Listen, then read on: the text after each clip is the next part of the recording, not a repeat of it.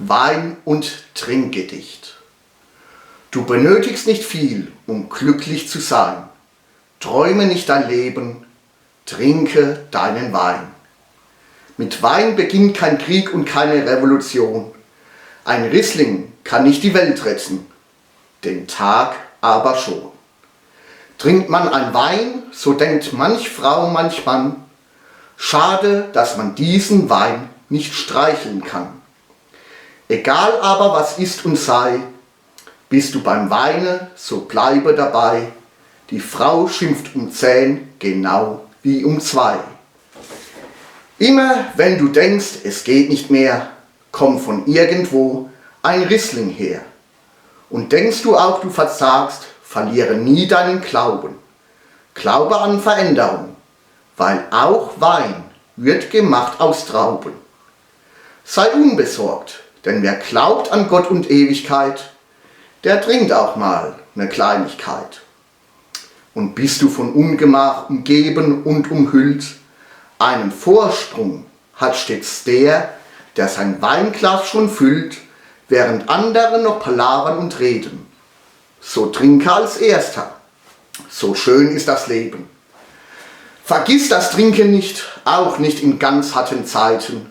Lieber einen Bauch vom Trinken, als einen Buckel vom Arbeiten. Was ist es doch für eine Wohltat, dass man Getränke nicht kauen muss. Und so küsst der Wein die Zunge und gibt noch der Leber einen Kuss. Packt die Gelegenheit immer beim Schopf. Lieber Wein im Blut, als Stroh im Kopf.